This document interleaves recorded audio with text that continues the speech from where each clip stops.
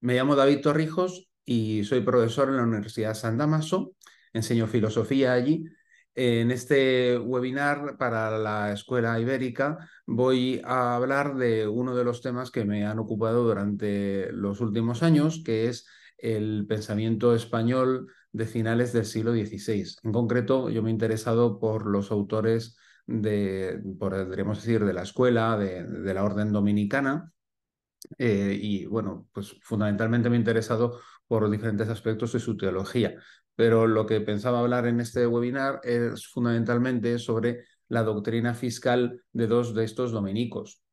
Uno de ellos es Domingo Báñez y el otro es Pedro de Ledesma. Ambos fueron catedráticos en la Universidad de Salamanca, prestigiosa universidad española de la época, seguramente la más prestigiosa universidad en la que se impartía teología en el mundo en aquel momento.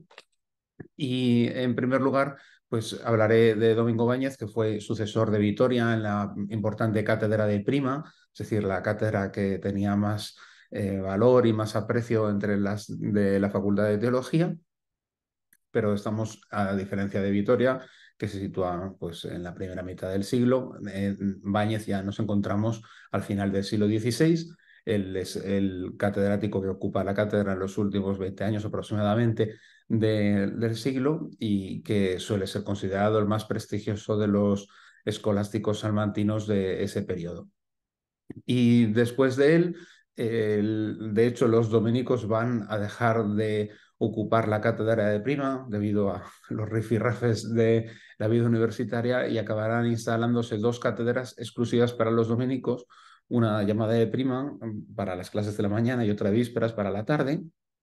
Pues bien, el catedrático que ocupará la cátedra de Prima se llamará Pedro de Herrera y el que ocupará la de vísperas, la de la tarde, es Pedro de Ledesma, que es el autor al cual me voy a referir en segundo lugar y que es, en cierto modo, discípulo, o sin en cierto modo, discípulo de Báñez, puesto que convivió con él en San Esteban, en el convento de los dominicos, le sustituyó en clases y, evidentemente, notamos una dependencia de Báñez en muchos aspectos doctrinales.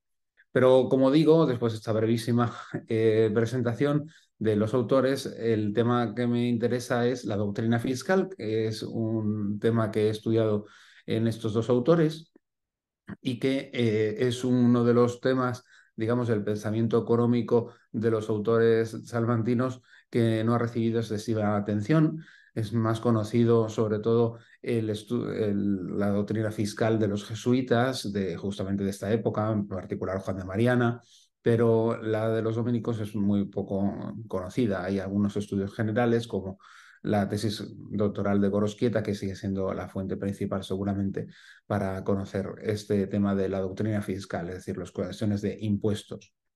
Este tema lo estudian muchos autores dentro del Tratado de la Justicia. A propósito de las cuestiones de la suma en las que Tomás Aquino habla de la justicia, ellos explican las cuestiones de los impuestos y los tributos. Pero situémonos también desde el punto de vista histórico. Estamos en la España de finales del siglo XVI, al final del reinado de Felipe II, que muere en 1598. Durante el reinado de Felipe II hay una gran inquietud por las cuestiones fiscales, puesto que España se acaba embarcando en varias guerras a la vez y eso se tiene que sufragar con las arcas del Estado y supone una gran necesidad de renovar impuestos y de acudir al cobro de impuestos. También es una cuestión interesante considerar que es un periodo que se considera el final de una manera de plantear la doctrina taxativa, en la cual se va a empezar a trasladar la doctrina de los escolásticos, enseguida va a empezar a triunfar el planteamiento de los arbitristas desde el punto de vista de la historia de la economía. Pues bien, en particular, pues voy a hablar de Domingo Báñez, que es este gran teólogo salmantino que fue mencionado incluso por Lope de Vega. En una de sus obras dice que el padre Báñez, dominico teólogo, es monstruo al mundo, lengua en cátedra y en púlpito, ¿no? Es un monstruo en el sentido positivo de la palabra, es un prodigio, es un milagro de la naturaleza como el propio Aristóteles lo solía apodar así Aristóteles, un monstruo de la naturaleza, en el sentido de un prodigio, un genio, y Báñez sería una especie de genio de la teología a los ojos de Lope de Vega, así es como debía de ser visto en la época, puesto que una persona culta como Lope da esa valoración. Bien, pues efectivamente Báñez es un hombre de una gran inteligencia que pone en marcha o bueno, continúa el proyecto de Bartolomé de Medina de poner por escrito los comentarios de los dominicos a la Suma, y él es autor de unos importantes comentarios, y en particular uno de sus comentarios abarca lo que se llama la secunda secunde, de la parte de la Suma Teológica, en la que Tomás habla de las virtudes y en concreto esta parte en la que se habla de la virtud de la justicia, que se titula en el libro de Báñez, pues de Justitia Jure, haciendo una referencia, perdón, de Jure Justitia, puesto que hace referencia al Tratado de Domingo de Soto, que unos años antes había escrito, que se llama precisamente de Justitia Jure. Bueno, pues esta parte de la Suma es un verdadero tratado de justicia en la que hay muchas cuestiones que afectan a muchas cuestiones de la vida política, de la vida social. Pero como digo, yo me voy a centrar en el problema de los impuestos. Encontramos en Báñez un tratamiento de los impuestos que, pese a ser tardío, porque ya estamos pues, a finales del siglo XVI, él publica su libro en 1594, o sea, pocos años antes del final del siglo, está muy ligado al tratamiento de la justicia de la justicia tributaria de Domingo de Soto, que había sido publicado pues, casi 50 años antes, y allí encontrábamos un tratamiento bastante escueto que no está demasiado desarrollado, sobre todo si lo comparamos con lo que enseguida van a publicar los jesuitas. Si vamos a los libros de Suárez o Mariana que me he referido, pues son mucho más minuciosos en su doctrina tributaria. Pero aún así, pues no deja de estar exenta las enseñanzas de Báñez, no están exentas de interés. Entonces, ¿cómo plantea Báñez la doctrina de los impuestos? Bueno, pues él lo entiende sobre todo desde el punto de vista de la justicia conmutativa, lo cual es una cierta excepción, puesto que otros autores de la Escuela de Salamanca lo entienden más bien dentro de la justicia distributiva, pero Báñez considera que está relacionado con un deber de justicia conmutativa porque él explica que la razón del tributo es la obligación del rey de, uno, conservar la comunidad tanto en la paz como dos, en la guerra, ¿no? El rey tiene una especie de obligación de cuidar de la comunidad. Él es aquel que tiene el cuidado de la comunidad bajo su cargo, como dice Santo Tomás, pero esto significa tanto en la paz como en la guerra, y esto pues no deja de estar pensando la guerra, que es una razón de justificación de los impuestos desde ya antiguo, puesto que ellos van a justificar, los monarcas católicos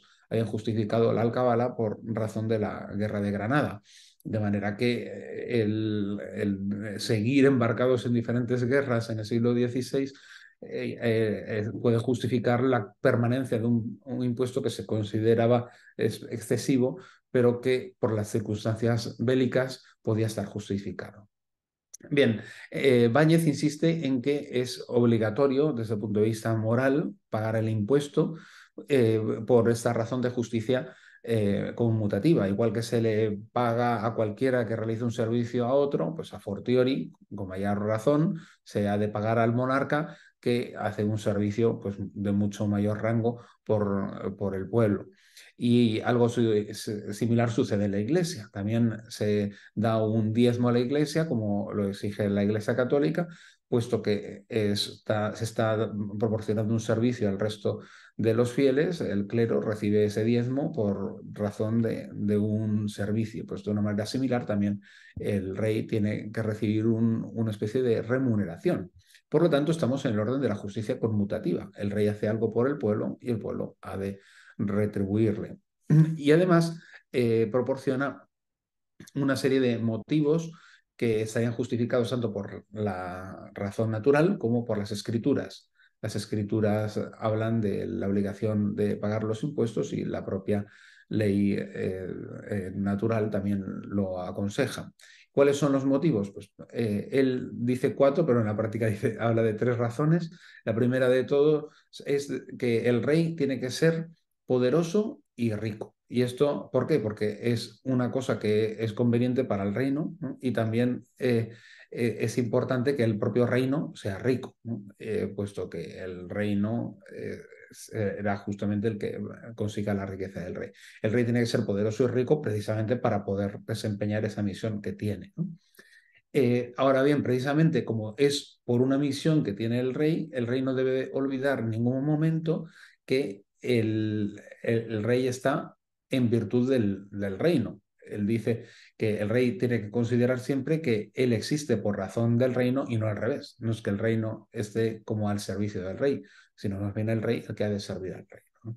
Por este motivo, el reino no puede estar como sufriendo solo por pagar al rey y sufragar los impuestos. Por lo tanto, podría haber una injusticia si el rey abusara en el cobro de los impuestos. Por eso explica Báñez, cito, los tributos serán justos si el propio rey, de manera proporcionada, llegara a sufrir con el pueblo de modo semejante y él mismo se moderará en gastos superfluos. Fin de la cita. En ese caso, en que hay que como pedir por unas necesidades especiales, unos impuestos especiales, eso solo podría tener sentido si de verdad el rey necesita más dinero y por lo tanto tiene que estar el rey como empobrecido y tiene que estar también como apretándose el cinturón. No se puede exigir al pueblo que se apriete el cinturón sin que el rey, es decir, el arca pública, esté también en una situación como de indigencia, ¿no?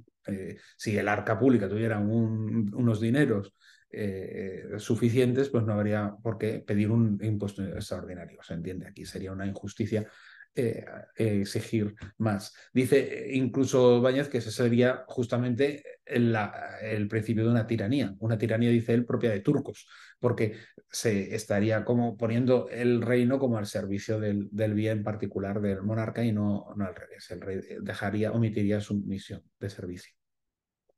Luego da una tercera observación respecto de la justicia de los impuestos, es que una vez que se ha acordado una carga fiscal por parte del rey y los ministros, es preferible soportarla, aunque sea incluso injusta, para preservar el bien común. Es una observación que hace Báñez porque dice, bueno, a veces puede ser que el rey con sus ministros y su consejo hayan determinado una carga fiscal que parezca pues injusta, que lo resulte así y que alguno lo pueda juzgar así, pero es menester a veces soportar incluso un impuesto injusto con tal de salvaguardar un bien mayor. ¿Y cuál es ese bien mayor?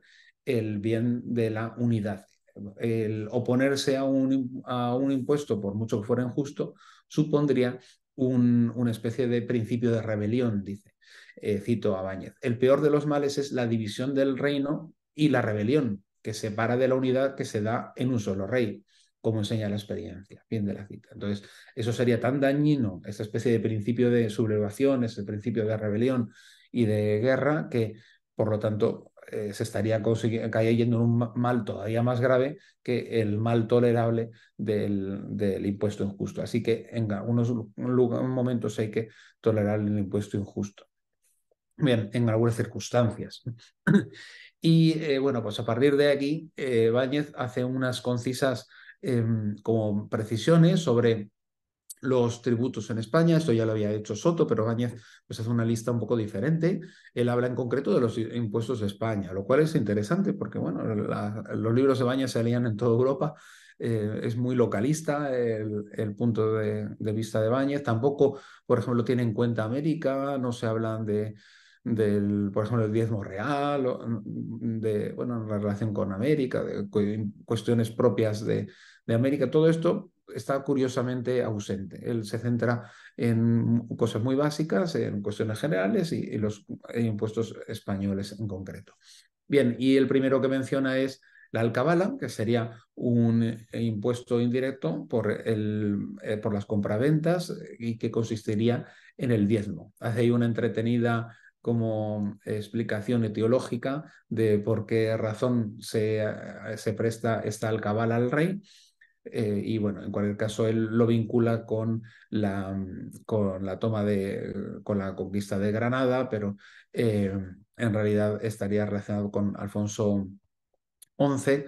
Y bueno, en cualquier caso, eh, la alcabala es un impuesto que siempre se ha visto como muy excesivo, ¿no?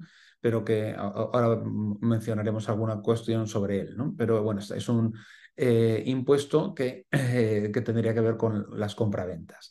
Y este estaría vinculado pues con el pecho, que sería la forma general de grabar a los ciudadanos por sus posesiones. Luego habría otro tipo, segundo tipo de impuestos que serían los de transportes de mercadería. Y ahí él menciona dos, los diezmos que se ponen en el mar y el portazgo por entrar o sacar mercaderías en los puertos y en las ciudades. Él menciona que esto ya era bueno, aplicado por los romanos, que lo llamaban vectigal, y él insiste que se puede confundir porque hay dos tipos de estos impuestos. Claro, hay un impuesto que es de prohibitivo, que sería la prohibición del traslado de un reino a otro de determinados productos, como sucede en algunos países, que pues está prohibido exportar animales exóticos, por ejemplo. Supongo que los australianos no pueden llevarse por ahí un koala para venderlo, o al menos no así como así, ¿no? Y luego estarían unos impuestos y por lo tanto dice Báñez, puesto que tiene que ver con una prohibición, si se pone algún tipo de tributo en ese sentido, más que un tributo es un tipo de ley más bien penal, no es una ley propiamente fiscal. Ley propiamente fiscal es la del tributo por el transporte de mercancías. Eso sí que es verdaderamente fiscal y propiamente tributaria. Y es eso a lo que se refiere Báñez. Bien, y aborda una cuestión moral que es muy de la época, que abordan también otros teólogos de la época, que es el problema de si se debe pagar después de que haya habido un dictamen de un juez o se debe pagar antes. Eso está sobre todo pensado por la cuestión de la alcabala, porque la alcabala había que pagarla al recaudador, pero según la ley, tal como estaba formulada por los Reyes Católicos en el cuaderno de las alcabalas que se conserva de los Reyes Católicos, se exigía que el vendedor tenía que ir a buscar al cabalero y decirle que iba a hacer una compra y entonces pagarle el dinero, el impuesto y después hacer la compra.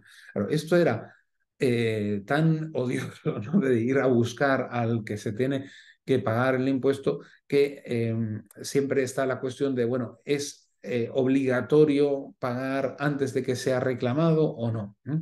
Y entonces las tesis que va a defender Bañez son las siguientes. La primera es que siempre se debe pagar un impuesto con tal de que sea justo.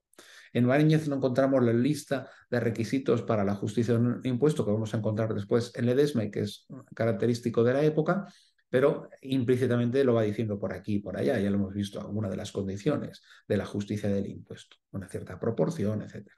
Bien, de acuerdo con otros autores que habían abordado el problema, como Alfonso de Castro y Azpilcueta, él cree que en principio, bueno, pues tiene que pagarse el impuesto justo. Ahora bien, en el caso concreto de las alcabalas, no está obligado uno a cumplir la letra de la ley. Porque aunque la ley mande ir a buscar al alcabalero y pagarle el impuesto, esa ley es tan exigente que de hecho nadie la ha admitido.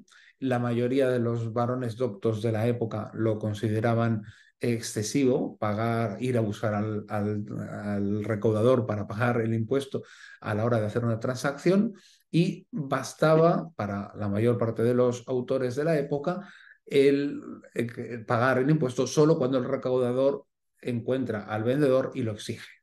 Pero no es necesario, pues, como esforzarse por parte del que tiene que tributar en buscar al recaudador.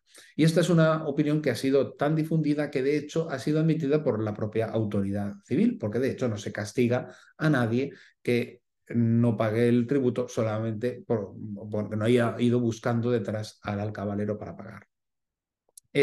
Aún así, dice Báñez, que claro, Báñez es un teólogo y por lo tanto no juzga solo desde el punto de vista del fuero externo de lo que la ley estrictamente manda, sino que también la ley civil desde el punto de vista del derecho positivo, es decir, del derecho humano manda, sino que él es un teólogo y por lo tanto tiene que dar un juicio también en el fuero interno, en el fuero de la conciencia. Claro, el fuero de la conciencia obliga a cumplir la ley positiva del rey, ¿no? Pero el asunto es cómo afecta ese cumplimiento de una ley, de un mandato humano en la relación del hombre frente a Dios, puesto que, en cierto modo, la ley del mandato humano refleja el mandamiento de Dios. Esto es la doctrina de Santo Tomás, así genérica, sobre el derecho positivo.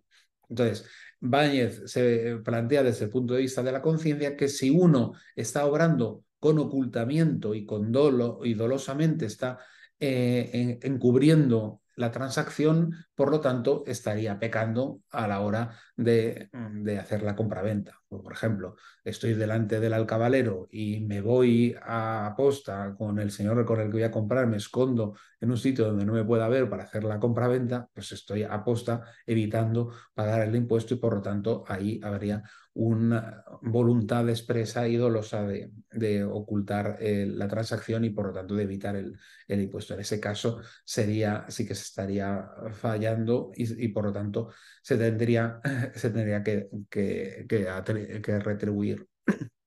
Bueno, eh, aún así, y esto por qué? Porque la misma ley ya incluye una moderación. O sea, esto de que sería solamente pecado el ocultamiento es porque la ley misma tiene una moderación. O sea, la propia praxis que hemos dicho es que solamente se paga cuando el alcabalero lo pide y por lo tanto pues, y luego también en el caso de que no se llegara a pagar, también habría como una demora de unos días y si en esos días tampoco se pagase, pues estaría como uno exento.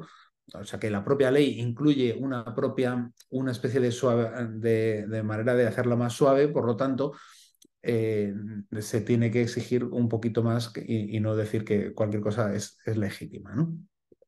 Bien, bueno, porque de hecho la ley dice que pasados 2 años ni siquiera el vendedor que procede fraudulenta y dolosamente estaría obligado a restituir, ¿no? Y esto es porque lo manda la propia ley. En el propio cuaderno de las alcabalas está previsto esto. Y esto indica que la propia ley incluye una manera de suavizar el mandato que ya es de por sí odioso y muy exigente. Siempre se vio muy exigente y por eso se justificaba ya, pero es que como estamos en guerra y hay una gran necesidad, por lo tanto, se tiene que mantener la alcabala. Y como en el reinado de Felipe II, desde luego, seguían con tremendas guerras, pues era necesario mantener esta alcabala. Porque esto lo va a decir Ledesma, aunque la necesidad especial cambie, si sigue habiendo una necesidad urgente, tiene un sentido y está dentro de la razón mantener el mandato, el impuesto, aunque hayan cambiado las circunstancias.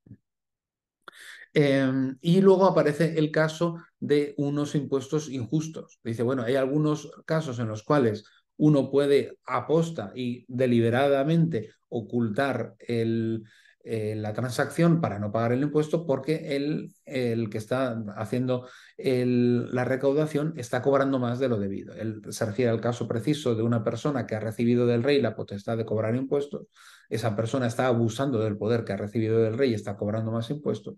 Si en ese caso yo me oculto para que no sea requerido a pagar el impuesto, en ese caso no estoy cometiendo ningún tipo de ocultamiento de dolo porque en realidad lo que estoy es procediendo con discreción ante una situación injusta y por lo tanto ahí no habría obligación de pagar porque en el fondo se contradiría contra el principio general.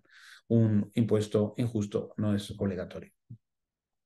Una cosa similar sucede con el portazgo. Si una persona está de camino y entra a una ciudad y resulta que no está el recaudador, pues no hay obligación de pagar el impuesto. Solamente sería un pecado el no haber pagado ese impuesto cuando, una vez más, pues uno ha rehuido dolosamente al recaudador. Bueno, esto es la escueta doctrina de Báñez sobre el derecho tributario. Realmente es bastante sencilla y muy modesta desde el punto de vista de la extensión y de los detalles, pero tiene el interés de que después fue como contrastada con la realidad. Una de las cosas interesantes de la doctrina tributaria de Báñez es que está también relacionada con su propia biografía. En ese sentido, se parece un poco a la situación de Juan de Mariana, pero quizá al revés, puesto que en Juan de Mariana encontramos una cierta, digamos, contestación, por así decir. En Báñez encontramos una actitud de bastante servicio, digamos, a la corona desde el punto de vista doctrinal, aunque como vemos eso no le impide pues reconocer que se pueden dar injusticias en el campo tributario. Lo digo porque en la biografía de Báñez hay dos acontecimientos, por lo menos que yo sepa, de que están muy relacionados con las cuestiones tributarias. La primera es un oficio que desempeñó Báñez a principios de la década de los 90 en servicio de Felipe II, que le pidió, junto con otros teólogos, otros eclesiásticos, el ir recabando una especie de impuesto a los eclesiásticos, lo cual era un impuesto de tipo extraordinario, porque a los eclesiásticos no se les podía cobrar impuestos, se trataba de una especie de exención tributaria. Sin embargo, esto de hecho no fue así, puesto que la corona, que estaba tan necesitada de dinero para sufragar tantas necesidades, se vio obligada a recurrir incluso al clero para cobrar impuestos. Y Báñez fue uno de los desempeñados en ir diócesis por diócesis pidiendo a los cabildos, a los obispos, esto que era un empréstito en favor de Felipe II para poder sufragar sus gastos. Y el segundo acontecimiento que está más relacionado con la vida de Báñez y los impuestos es una consulta que tuvo lugar en 1597 a propósito del famoso impuesto de millones, que fue un impuesto extraordinario que cobró Felipe II, que se propuso como servicio, es decir, que se propuso ante las Cortes para que las Cortes se dispusieran a servir al rey con una aportación económica para sufragar las necesidades bélicas que afrontaba España. Y esto se propuso en 1590, se pidió renovar en 1596 con muy poco éxito porque la mayor parte de la gente trataba de resistirse y no pagar porque sentían que estaban ya muy exprimidos por los otros impuestos y este se venía a sumar a todos los demás. El caso es que en esta sazón se consulta a Báñez, que estaba en 1597 en la ciudad de Segovia, reunido en el capítulo provincial con los demás dominicanos, y el corregidor de la ciudad y los demás regidores le consultaron acerca de la valoración moral de pagar este servicio de millones. Y naturalmente Báñez respondió, junto con otros teólogos, hablando de la gran necesidad de pagar este impuesto. Allí en concreto da 5 razones por las cuales se debe pagar este impuesto. La primera de ellas es que los impuestos tienen que estar como en función de un fin. Se trata de de pagar, de conseguir un medio para alcanzar un fin. En este caso, estaría perfectamente justificado el servicio de millones porque sería un medio adecuado para el fin que es muy justificado. ¿Y cuál es el fin tan justificado? La defensa del reino, que está apretado por todos lados por las diferentes guerras en las que estaba envuelto España, con Inglaterra. Había sido hacía poco el saqueo de Cádiz, por ejemplo.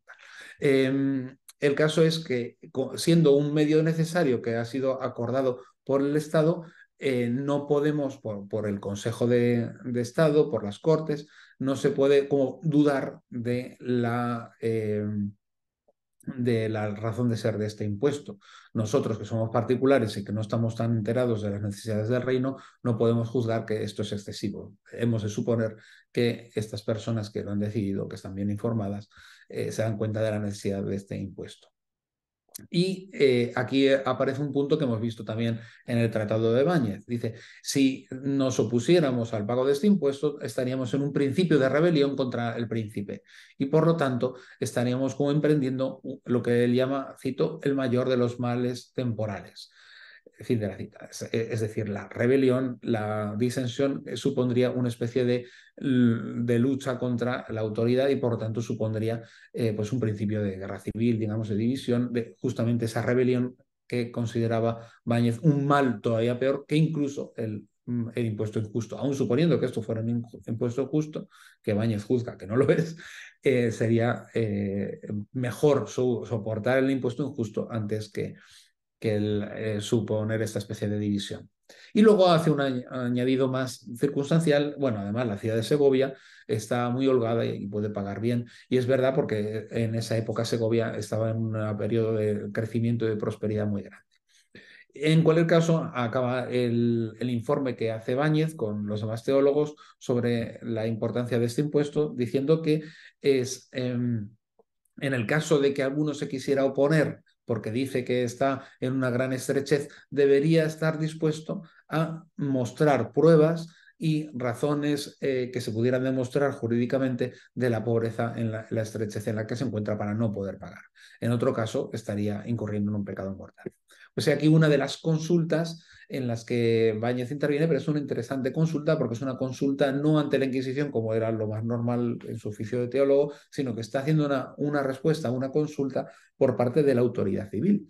En una cuestión de moral, como teólogo, está respondiendo digamos, la valoración teológica y moral en este caso, de un impuesto.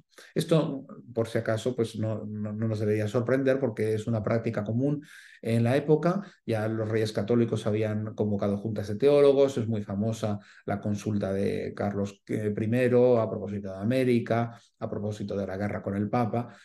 No nos debería extrañar y además basta con consultar las actas de las Cortes de esta época en las que el propio Felipe II insta a los corregidores y a los diputados en Cortes a solicitar consultas a los teólogos de las diferentes provincias para que den sus razones acerca de, en concreto, este impuesto de millones, puesto que es tan urgente y tan necesario para la corona, es decir, para el reino entero, ¿no? Bien, esto es un poco la colaboración incluso real, histórica del propio Báñez en esta cuestión de materia tributaria, además de la doctrina sistemática que he explicado al principio, que está recogida en su famoso libro de Iure Justitia.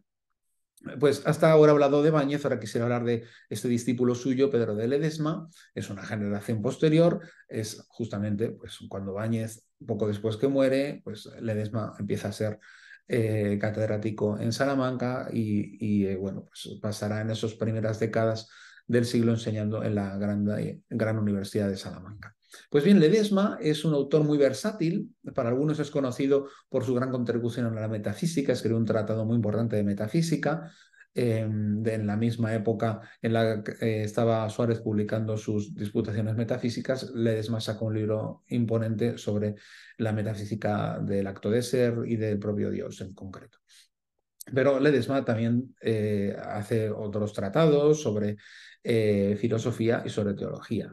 En particular, una de las obras que más éxito le proporcionaron a Ledesma, sobre todo incluso fuera de España, fue su Suma de Moral. Un tratado de moral en 2 volúmenes que al final se multiplican en varios porque escribe unos apéndices muy extensos que además tienen la particularidad de estar escritos en español. Y en ese sentido enlazan con los manuales de confesores y las sumas de casos de conciencia, y él mismo lo llama suma porque se da cuenta de que enlaza con ese tipo de literatura en lengua española para facilitar la lectura de los confesores, de un clero pues, menos culto que quizá se siente menos cómodo con el latín, e incluso supongo de seglares, pero que por otra parte está organizado con una sistematización que va pegada a la Suma de Santo Tomás. Por lo tanto, se aproximaría más a los tratados de tipo sistemático que encontramos en los teólogos y no tanto en los sumistas, digamos. No es la suma de conciencia, suele ser un tipo de organización alfabética, donde se va viendo los grandes temas de moral en orden alfabético, por lo tanto, está desprovista de sistematización. De hecho, una de las grandes aportaciones de Santo Tomás a la historia de la moral es una sistematización orgánica de la moral, intentando poner un orden y un tipo de organización a ese conocimiento de la moral. Entre los estudiosos de Salamanca encontramos los comentarios a la Suma como de hecho, una especie de moral sistemática. Y entonces lo que hace Pedro de Ledesma es una especie de gran comentario a la secunda secunde, a las partes de las virtudes y pecados que estudia Santo Tomás en toda esa parte de la Suma, pero en español. Con lo cual yo creo que se convierte en un tratado bastante singular, interesante y, como digo, pues tremendamente amplio. Esto también le supone que incluye cuestiones de los sacramentos que solían estar ligados a la moral y, por ejemplo, tenemos ahí un tratado del matrimonio en español verdaderamente amplio, que es especialmente significativo, puesto que Ledesma es el primer autor en publicar un tratado sobre el matrimonio que había publicado ya en latín. Pero digo que esta suma le ha valido mucho éxito a Pedro de Ledesma, puesto que después, fuera de España, se traduce al latín y esto le permite que fuera reeditado varias veces y que tuviera acceso a esta suma muchas personas, incluso, como digo, atravesando las fronteras de España. Pues bien, en esta suma de moral encontramos la segunda parte de la suma, donde está estudiando Ledesma, en concreto, el pecado de la acepción de personas por parte de los gobernantes y es el locus, el lugar donde Ledesma aborda la cuestión del derecho tributario y de la moral fiscal y allí estudia hasta tres tipos de tributos. Es una especie de evocación de los tipos de tributos que había enumerado ya Soto, algo parecido hemos encontrado en Báñez, pero posiblemente Ledesma está un poco más pegado a Soto. Primero establece el censo, que sería un tipo de impuesto que sería absolutamente injusto, que no se usa entre cristianos, porque sería una especie de pensión de pago de todos los ciudadanos solamente por el mero hecho de ser súbditos del príncipe. Y como digo, pues ese censo lo deja aparte como un tipo de impuesto injusto y además no vigente en las repúblicas cristianas. El segundo tipo de tributo es el pago al gobernante como sustento del propio gobernante y para el cuidado de la república. Y que en España este tipo de tributo, como una especie de pago del gobernante, tiene el nombre de pecho. También se habla del acto de pechar, ¿no? De dar este tributo. Y que es una especie de impuesto de tipo directo porque está vinculado con la posesión de las tierras que producen fruto. Y luego estaría el portazgo, que sería un tipo de impuesto indirecto a razón del comercio, del transporte de mercancías. En este tipo de tributo, del portazgo, vincula a otros, como la aduana, la alcabala, que a él le parece que estarían dentro de este mismo género de tributo. Por lo tanto, se diferencia de Báñez, que había distinguido solamente dos tipos de cargas, y se aproxima un poquito más a Soto, que había establecido cuatro. Sin embargo, el cuarto de Soto, que es el Pedagium, lo incluye el propio Ledesma dentro del tercer grupo, dentro del portazgo y de la alcabala, porque a él le parece que al ser un impuesto de transporte de mercancías, pues se quedaría incluido dentro de ese grupo.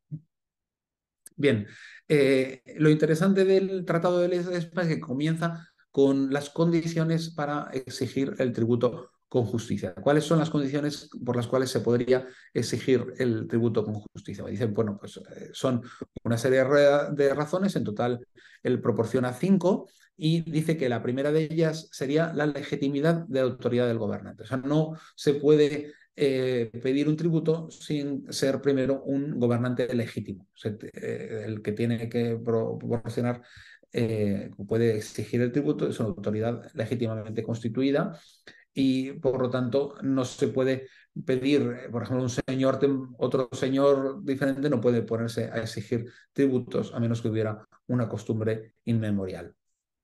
Eh, Además, imponer nuevos tributos que no estén como previstos se podría incurrir incluso en excomunión. Eso es una cuestión que citan varios autores de la época, apelando a una bula in quena domini, como lo había dicho el propio, por ejemplo, Cayetano en su suma de pecados. Ese es un caso explícito de incurrir en el delito de la excomunión. un delito que merece la excomunión. Y luego la segunda razón para establecer la justicia de un tributo sería la causa final, el motivo, el propósito. ¿Para qué se está poniendo el tributo? Bueno, pues solamente si es por una causa justa se puede poner un tributo justo. Si no hubiera una causa justa, una causa en el sentido de propósito, de destino, sería injusto. Por lo tanto, tiene que ser un fin bueno, tiene que estar vinculado con el bien común de la República.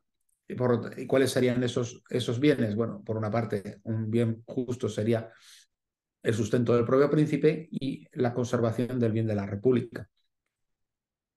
Aún así, también tendría que tener en cuenta la proporción. Tiene que haber una especie de una cantidad proporcionada con el fin. Sería excesivo pedir un tributo mayor del que se necesita para cumplir este propósito. Si el propósito es este, pues el tributo tendrá que estar en relación con ese fin. La tercera razón para establecer la justicia del tributo es que se usen de manera justa, puesto que el fin es no solamente el fin general, sino también el fin particular. Se puede poner un tributo para construir un puente, de modo que cuando se acaba de construir el puente se debe dejar de cobrar ese tributo. Puesto que se ha cesado la necesidad, se cesa también las cosas que impone esa necesidad, ¿no? Dice Ledesma, en cesando tal necesidad hace cesar el tributo, fin de la cita. Pero como decía antes, aún así, si sobreviniera una necesidad mayor, se podría mantener el mismo impuesto sin caer en injusticia debido pues, a la urgencia de pagar pues, para otro tipo de cosas. Eso un poco podría aplicarse a la situación de España, porque es verdad que se ha acabado la guerra de Granada, pero han surgido nuevos conflictos, por lo tanto, puede tener una razón de ser conservar el tributo, aunque nos hubiera parecido desde el principio excesivo, pero está justificado por un fin muy necesario, que es en concreto el de la guerra, que tiene que ver con salvaguardar la República como tal.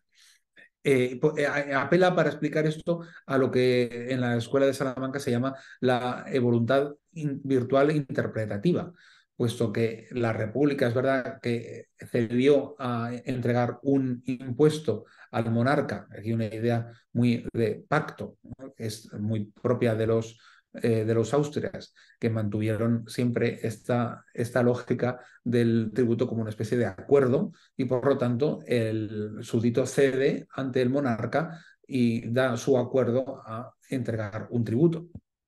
Entonces, aunque ha cedido a un tributo por una razón diferente, se puede entender que lo que quiere el pueblo es dar un tributo para salvaguardar una necesidad urgente de la República, aunque la necesidad sea un poco diferente, se puede interpretar que estaría justificada la permanencia de ese impuesto. Bien, la cuarta razón para la justicia que él proporciona es la materia justa. Tendría que haber un tributo, pero por determinadas cosas. No se puede poner un tributo solamente por la posesión, por ejemplo, de un bien, sino solamente por ejemplo, la compraventa. Aún así, se tiene que plantear el problema del pecho, porque el pecho es un impuesto que se recauda por las tierras que están dando fruto. Por lo tanto, es un tipo de tributo que debe cobrarse con el cuidado de moderación, puesto que también por los frutos de la tierra se está pagando el diezmo y se puede como exprimir excesivamente a la población. También Ledesma dice, bueno, este tipo de tributos se podrían estar justificados solamente pues, cuando hay una gran necesidad y se debe sacrificar el miembro por el bien del todo, ¿no? Y entonces, pues tenemos que aceptar toda clase de sacrificios y por eso inclusive la guerra, pero también pues, pagar grandes cantidades de dinero si es necesario empobrecernos por un bien mayor que es salvaguardar la integridad de la patria y por esa razón podría estar justificado pagar impuestos que a primera vista parecen excesivos. En la quinta razón que proporciona es la forma justa, habíamos hablado antes de una cierta proporción entre el fin y la cantidad, por lo tanto se tiene que guardar una proporción y, por ejemplo, se tiene que ser equitativo, no se puede poner impuestos que acaban gravando más a los vasallos que a los vasallos más pobres que a los más ricos. Luego, además, se tiene que seguir una justicia distributiva, porque en concreto ahí pone el caso de la sisa. Dice, claro, el problema de la sisa es que acaba suponiendo una carga mayor para los pobres. La sisa es un tipo de impuesto que se cobra por la adquisición de bienes. Claro, eso supone que acaban pagándolo los que no tienen ese tipo de bienes, que son los más pobres precisamente. Los nobles ya tienen sus vacas y tienen sus campos y no van a tener que comprar ese tipo de productos. Si se pone la sisa a ese tipo de productos, está solamente gravando a los más pobres, de manera que se podría dar un tipo de injusticia. Por lo tanto, solamente se podría poner cuando hay una necesidad singular, se tiene que intentar conservar durante poco tiempo, tiene que ser casi imperceptible de la menor cantidad posible y además se tendría que pedir no a cosas muy específicas, sino a las cosas más comunes, de manera que todo el mundo estuviera obligado a pagar y no solamente un grupo de personas. Supongo que, por ejemplo, el trigo, pues si se pone en el trigo y lo tiene que comprar todo el mundo, incluso quizá los nobles, pues se podría conseguir una situación más equitativa. Eh, y luego también habla de la justa forma, que es también una condición necesaria la tributación, es importante en relación con la exención fiscal. Y estas exenciones están vinculadas fundamentalmente con la nobleza y con el clero. Los nobles pueden permitirse no cobrarles un impuesto, puesto que la nobleza están representando personas que están como más comprometidas en la defensa de la República. Los eclesiásticos, por su parte, son como una especie va a decir después, como una especie de aristocracia sobrenatural y por lo tanto también estarían como exentos.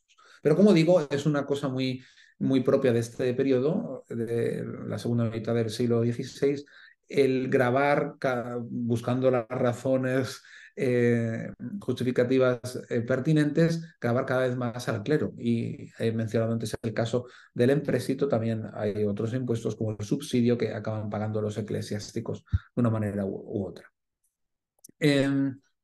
Bien, a partir de ahí, el Ledesma desarrolla una especie de casuística, refiriéndose a una serie de casos en los cuales se puede hacer como juicios morales respecto a diferentes circunstancias y eso le lleva a discutir con diferentes autores, unos autores de principios del siglo XVI, como más antiguos, como la Suma Angélica de Ángelo de Clavasio y el propio Cayetano. Luego tiene autores un poquito más, esos son extranjeros. Tenemos aquí a españoles como Martín de Azpilcueta y Juan de Medina, de la primera mitad del siglo XVI. Y luego tenemos una serie de autores muy recientes que han publicado sus libros algunos años antes que el propio Ledesma, con los cuales entra en el diálogo nuestro autor, como Antonio de Córdoba, Manuel Rodríguez, Pedro de Navarra, Luis López, Pedro de Aragón y su maestro Domingo Báñez, que van a aparecer en estos casos. Y bueno, aquí aborda diferentes cuestiones. Aparece esta cuestión de la alcabala que hemos hablado antes con Báñez, de una respuesta muy parecida a la de él. Es obligatorio pagar si el impuesto es justo, no es obligatorio pagar a menos que haya una intención dolosa. Sin embargo, critica a Soto, que dice que bueno, solamente en las compraventas de elevado monto, él cree que se debe aplicar en todas las compraventas, es lo que manda la ley, y no solamente las que son más costosas, sino en cualquier tipo de compraventa. Aún así, él cree que la alcabala es muy exigente. De hecho, sugiere una rebaja, claro, es un impuesto del 10%, él sugiere rebajarlo un 3%, porque le parece que es demasiado alto. Y bueno, luego otros casos, como bueno, sería necesario pagar el impuesto cuando la transacción al final no se efectúa, porque empiezan a hacer la compra-venta, pero al final deciden no hacerla, pues no hay que pagar impuestos, dice el Ledesma. Pero ¿y si se ha pagado un adelanto? No, ni siquiera en el caso del adelanto, que luego se tiene que devolver, pues tampoco en ese caso hay que pagar ningún impuesto, puesto que no se ha efectuado nunca venta. También aparece una cuestión del juramento. Pedro de Navarra había dicho que se podría jurar en falso cuando es delante del alcabalero, cuando se está intentando como ocultar el pago que hay que hacer, ¿no? Cuando el juicio, cuando el alcabalero está pidiendo más de lo que es obligatorio, dice Ledesma que no, un perjurio es un perjurio, aunque esto solamente, aunque no haya obligación de pagar más, hay algunos casos en los que a lo mejor no hay que pagar, pero nunca está uno con derecho a hacer un perjurio, porque es una cuestión que tiene que ver con invocar a Dios y por lo tanto, aunque uno tenga derecho a no pagar, pero no tiene derecho nunca a jurar en falso, ¿no? Así que mejor pagar lo que uno cree que tiene que pagar, pero no decir nada, ¿no?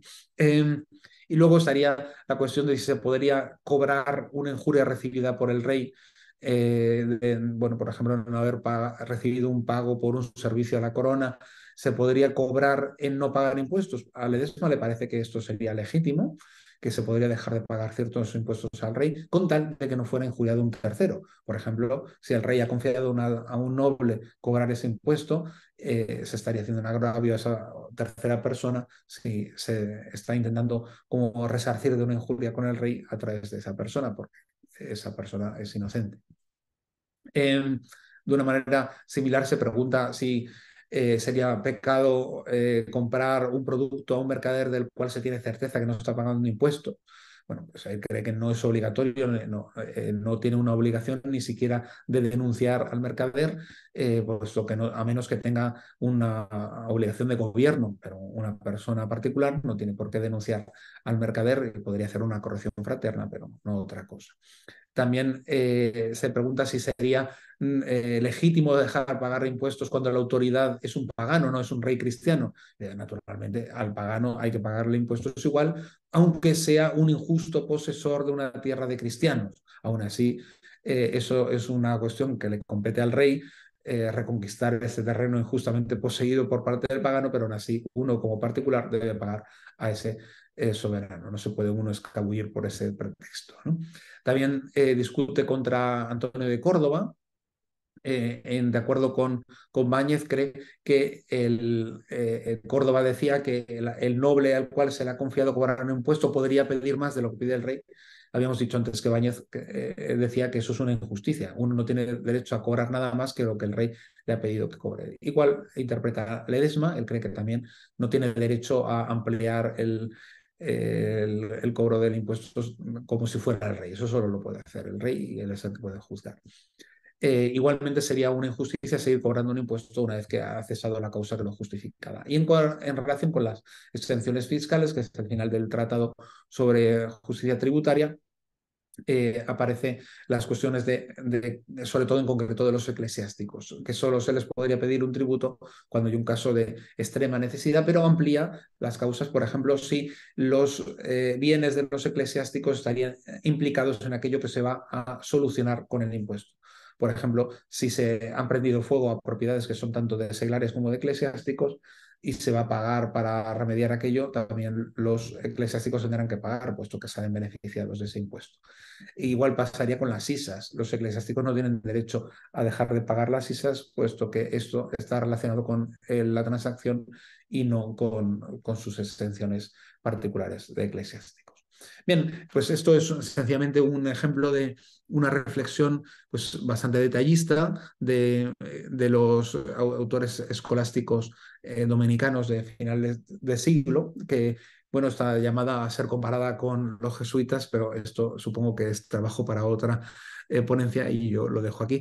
El objetivo sería sobre todo pues, manifestar que en ellos encontramos pues, una tendencia quizá menos contestataria, podríamos decir, más de apoyar la política fiscal de la monarquía española de la época. Es una cierta percepción que yo tengo, supongo que es muy discutible, pero diría que va un poco por ahí, puesto que además creen que esta monarquía hispana es está haciendo un gran servicio a la causa de Dios y en último término pues está obrando de una manera justa y no ven en ella una injusticia. Aún así, son capaces de reflexionar, de acuerdo con la tradición de la escuela, en la capacidad de la autoridad civil de cometer injusticias graves respecto de cuestiones políticas y decisiones de diferente tipo, también, por supuesto, en materia tributaria. Y, por supuesto, pues encontramos una elaboración mayor en Ledesma que en Báñez, encontramos también más casuística, desciende más a casos más concretos, pero encontramos una clara continuidad con la doctrina que ya estaba fundamentalmente perfilada en Domingo de Soto, que es quizá el gran tratado dominicano del siglo XVI en materia fiscal. Pues muchas gracias por su paciencia y espero que esto haya sido de interés y nos haya servido para reflexionar en el pensamiento español de este periodo.